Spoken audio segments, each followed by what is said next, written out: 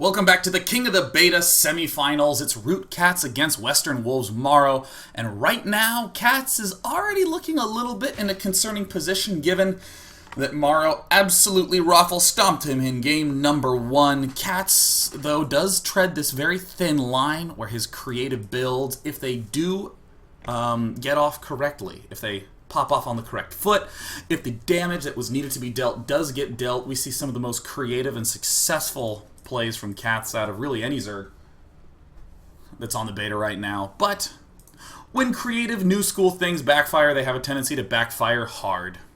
What will he do in this game? Up in the top right corner, known for his creative strategies, but in the need of a lot of stability going into game number 2, it is Root Gaming's Catz.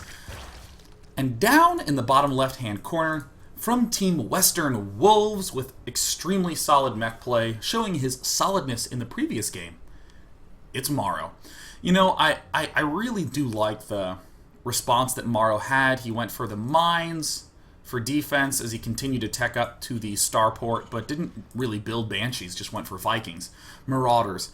Even in that uncomfortable spot with the delayed upgrades and, more importantly, the delayed third command center, morroW pretty much played it off very nicely. Very nice attack timings, very nice selection of when to expand and where.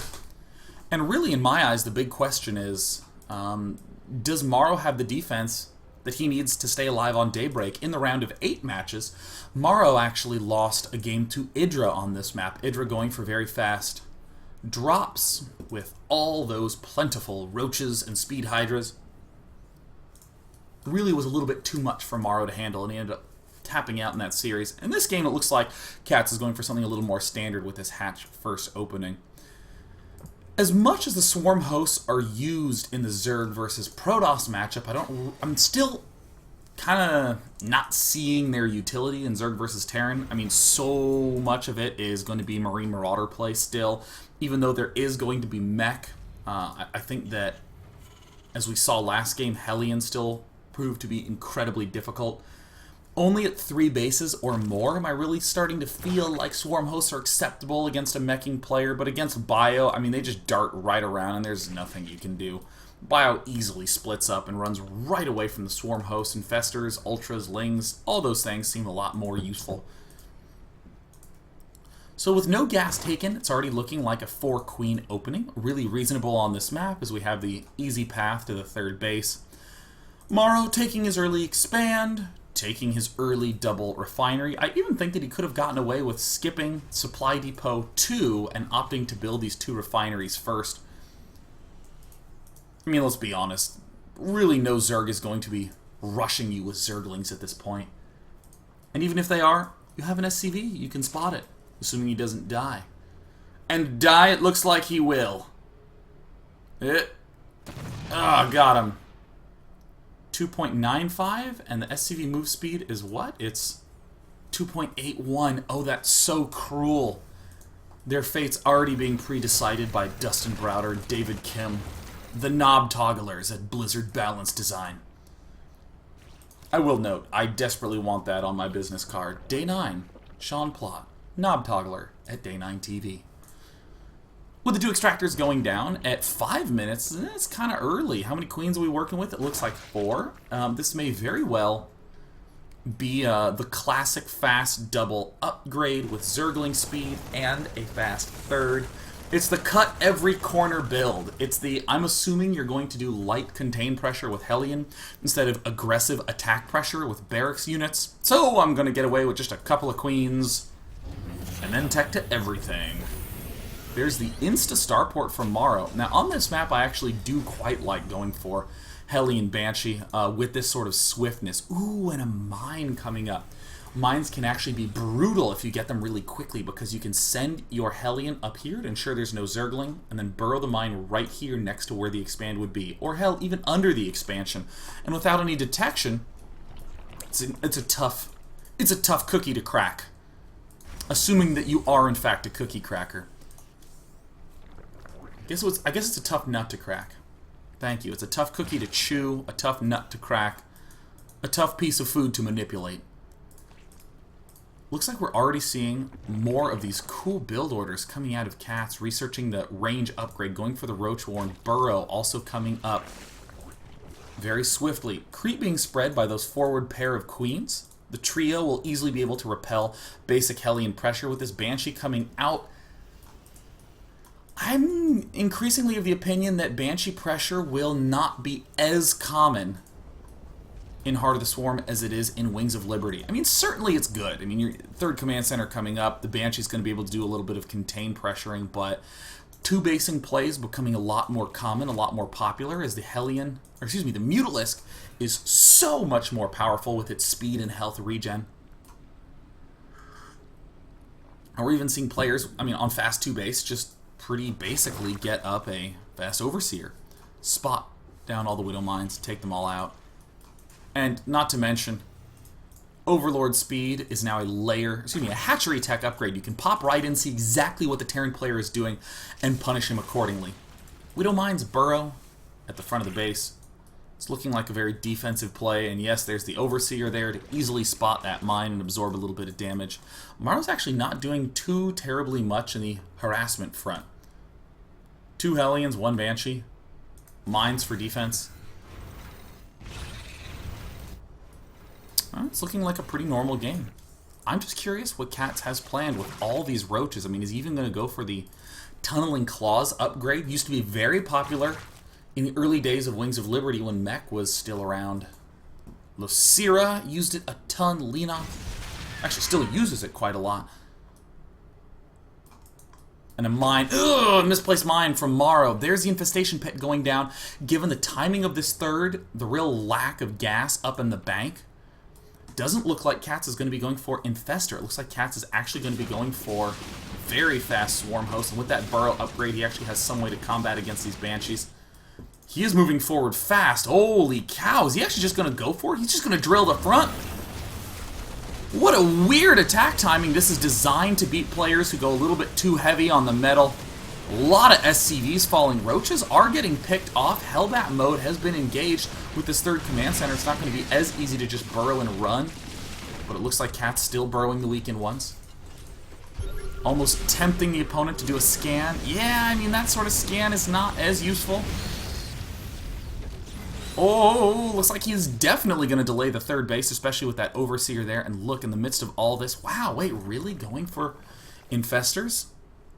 Hydralisk now coming up as well. Interested to see Roach Hydra Infestor take full form here. Another scan will be expended up top. And Morrow scans it, takes it out. But thus far, Catz has done a good job delaying in that unit's loss tab. We see that even though a few more Zerg units are lost, I think these 7 workers killed are quite significant. It means that Catz maintains the lead. And oh my goodness. Oh, it's all becoming so clear now. So a timing that I talk about a lot in this matchup is 14 minutes. I actually talk about it so much that anyone who watches the Day 9 Daily is probably sick of it. The 14-minute mark, that is when the Zerg player in Wings of Liberty will have Infestor tech, but no Hive tech. Sure, he might be teching to the Hive. Sure, he might have finished the Hive and have started building an Ultralisk Cavern, but the Ultralisk Cavern is long from done. The Ultralisk have a while to pop out, or more significantly, the Greater Spire is long from done, and those Broodlords still have to be started and finished. So the 14-minute timing is generally where Zerg is at its most vulnerable, particularly to a Marine Marauder medevac tank sort of player. But here, with Roach Hydra, in fact, the Zerg player will be strongest at the 14-minute mark. The Vipers will be able to pop out. They'll be able to reinforce this Roach Hydra force. And suddenly, the Terran player who's anticipating a Zerg on the defensive, trying to get the Hive tech going, avoiding any sort of confrontation, is now going to be up against this sort of mixture. Small number of Infestors to lock down a couple of key units, and then plenty of Vipers there, ready to blinding cloud tanks, ready to abduct tanks and Thors. I mean, Catz is going to be going into mass macro mode real soon. 75 drones are out. Really cool play. I mean, everything that's coming out of Morrow is pretty straightforward. Back up in the main base, we see that he's doing the classic 3-factory opening and then transitioning into 3 more key structures. 3 more key unit-producing structures. In the last game, you make the judgment call. Is my opponent teching or is he staying ground? If he's staying ground, you add on a 3rd factory. Here, rather than a 3rd factory, our 3rd unit structure is a starport. Missile turrets ring in the base. Oh my god. Did I mention that MorroW lost to drops against Hydra in the quarterfinals? So here in the semifinals, it looks like he's just going to make sure there's a sensor tower. There is a Viking. Oh my gosh. That's like having a break-in happen at your house and your dad just covers up the door with drywall. And he's like, well, if there isn't a door here, then how could they break into it? You always keep us safe, Daddy. See, the Hydralisk speed is coming up. Consume going down on all these easy-to-rebuild structures. I mean, these Vipers are now going to have a lot of utility, especially the Abducts. We're seeing MorroW move out, and this is a key time. 15-minute, generally a defensive Zerg, but now we have an offensive Zerg. Moving in. Caught between the rock and the hard place. Do I engage? Do I kill off the debris in the middle of the map? Planetary Fortress needs to go down. Small timing window. Free right now. For Catz. Can he nail it? There's really not a lot of good anti-air, and we see that the Vipers do have an armor type, so that means that they're... Oh, just picking up the Thors. It's going to be a 2-round swing. First he pulls up the Thors, removing any chance of anti-air, throws down the blinding clouds on those tanks. Those blinding clouds mean that the tanks cannot fire. Their range has been reduced to 1, but tanks can't even shoot at range 1 because it's a minimum range of 2 or 3 until they actually can take it out. Catz, with this sick timing, moves right in before the Planetary Fortress is out. Does he have enough units to take it out? In the meantime, MorroW's actually committing a huge counterattack. Blue Flame is not done, but who needs Blue Flame when you have a Hellbat upgrade? Western Wolves, MorroW loses the expansion. It gets contaminated at the last second even. And they're heading up into the natural expansion, trying to pick off all the drones that he can. Now there's the Greater Spire morphing tragically right in front of those Hellions. This is the big amount of damage that Catz needed.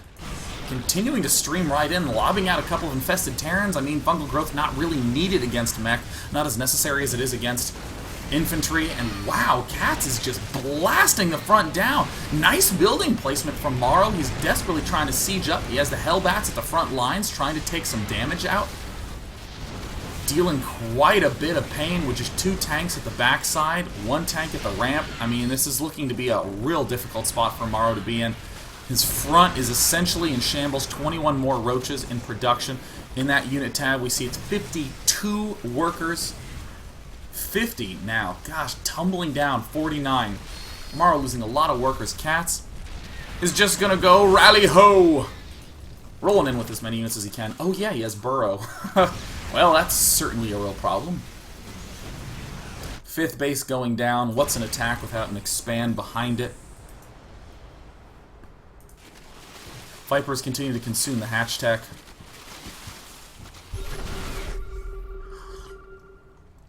As I continue to consume more coffee, you can see that there's a little bit of a lull in the action, and I think that this is not an unreasonable move from Catz. I mean, certainly having taken these a little earlier might have been a little bit more beneficial, but how nice play adding on the speed overlords. All these hatcheries, there's really no way Terran can attack. Terran needs to focus not just on general defense at the front, but on securing a 4th base. So what does Catz do? He just gets a lockdown on the 4th and takes these expansions. It's even in this fragile position. MorroW might be tempted to do these pushes, but as a strong Terran player, he knows that there's really no option to attack. So that means Catz can spend minerals on the hatches to get extra gas. Sure, he may lose the hatch and some drones, but that's just a loss of minerals. It's the gas he really needs. Catz continuing to make sure that MorroW just has absolutely no units. There's the unsiege, the blinding cloud.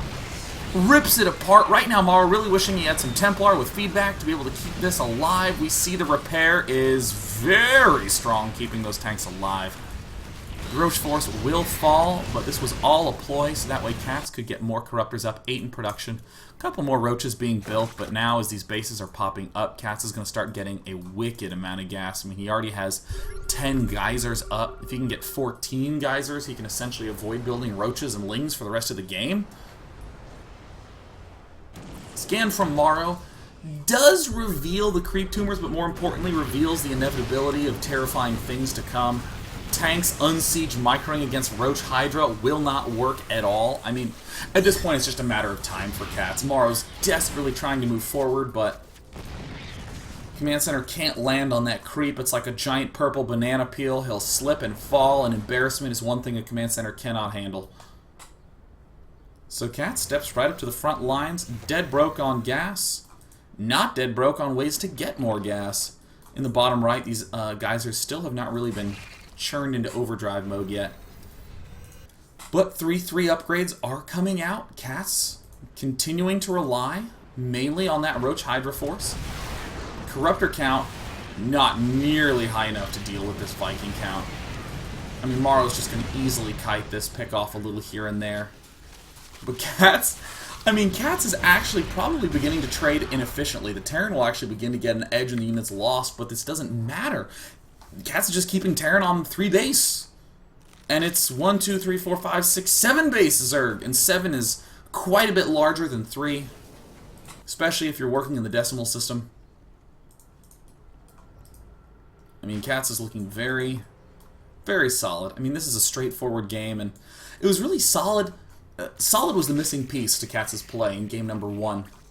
Clever build, clever timing. This game also had some clever timing with that Roach push, and we're seeing exactly how Catz is able to exploit it. Was able to easily jump up to that 75 worker count, and at no point was there ever a macro hatch made, always an additional expansion. And now we see Catz just stepping into the nearly mined out third. Again, an inefficient trade for Catz, but efficiency is not what Catz needs right now. He needs to batter down Morrow's economy as best he can. 64 workers killed off. Power of 2 is not so good for Morrow at this position. In that unit tab, we see he has only 38 workers. He's built over 100 this game. Catz just basically rolling in with more Broodlords, getting a little bit sloppy here at the very end, but let's be honest, it's a zero-base mining Zerg, excuse me, zero-base mining Terran against a many-base mining Zerg, and a lot is bigger than a little. Vikings landing, trying to do anything just to control the center. Here's Morrow's desperation move to secure himself the 4th. He's going to need a scan. Pick off this creep tumor without losing this tank. Actually might be an issue. Where is the scan? Picking off these creep tumors. Oh, this is such... This is the enemy creep tumor right here. This is the nasty one. Look at just blocking absolutely everything just out of the scan range. Hydra, Roach, Broodlord, Corruptor, Vipers, not even need to be replenished, just adding on more air units, maintaining that air dominance. Catz right now is beginning his air upgrades. Right now only has +1 air attack, but still no harm, no foul. Yeesh. Scan to kill the creep tumors. Why is it not proceeding? I've scanned everywhere. The most dastardly creep tumor of all time. Yet another base, and this is exactly what Catz wants. He's just going to pay minerals to be able to have this extra gas. While Morrow is microing, Morrow's also beginning to ask himself where on earth all the creeps coming from.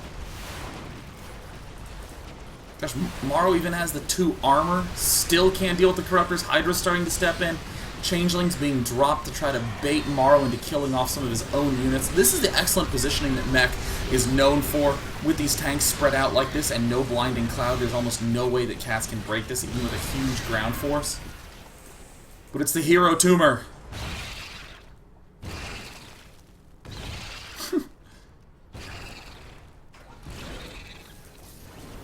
Gosh, Morrow still doesn't realize it. And there he finally takes it out. Now the creep will begin to recede so that Morrow can actually land, has some extra orbitals back home in the main base to be able to throw down mules whenever he needs to. But in this position, what is the drone count of Morrow? It's at 82, and look at his income. He's mining almost more gas than he is minerals. That is the worst spot to be in as a Terran, when the Zerg can just basically go Ultra Broodlord Viper. Looks like Catz has decided no need for that high tech, just going to stay low tech. Corruptors, Roaches streaming into the front. 4th still not going to go down. And there's a good game. Catz, in a fairly long game number 2, ties the series up 1-1 with a really nice Roach timing upgrade. And given that this is a best of 5, the series is essentially reset. Who will be able to win a best of 3? Whoever gets the 3 wins first advances to the grand finals, where they have a chance at that $2,000 first place prize pool. Stay tuned, because Game 3 is coming on up.